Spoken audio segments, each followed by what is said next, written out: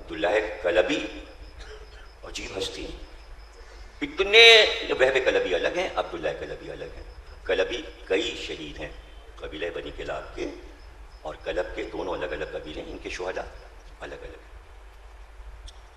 تو وہب کلبی اور ہیں جو 17 برس کا دولہا تھا، یہ عبداللہ کلبی، اور یہ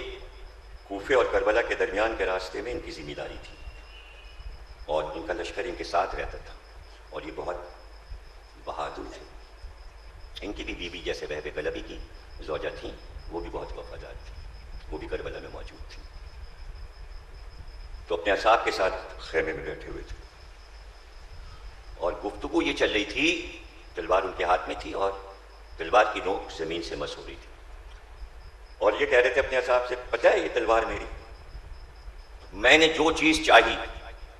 اس تلوار کی نوک پہ لے لی۔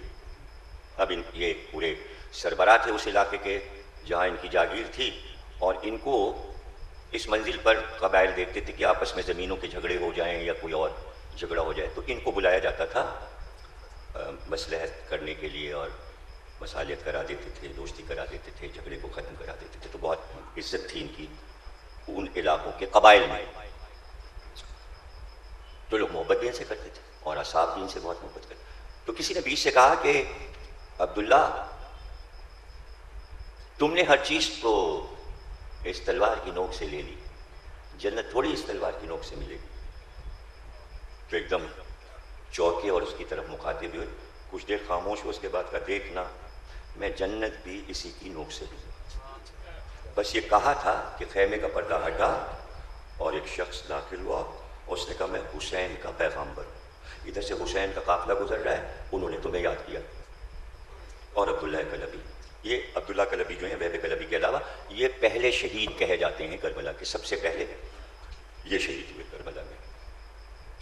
اور اپنے ساتھیوں کو مخاطب کیا تھا جب حملہ کیا لشکر یزید پہ، تو کہا، دیکھو اب ہم جنت بھی اپنی تلوار کی نوک سے لینے جا رہے ہیں، کیونکہ کہا تھا۔ تو ایک ایک جملے میں آپ کو کربلا والوں کے بارے میں بعض ایسے شہید ہیں اصحاب حسین میں کہ جن کی پوری سوانحات نہیں ہیں، ایک ہی جملہ ملتا ہے، ایک جملہ ملتا ہے، ایک چھوٹی سی کوئی روایت ملتی، بعض کے لیے کچھ بھی نہیں ملتا، ایک رجس کا ٹکڑا ہی مل جاتا ہے، یا ان کے رخصت کا انداز مل جاتا ہے، اسی حصے میں پوری سوانح حیات اس شخصیت کی سمائی ہوئی۔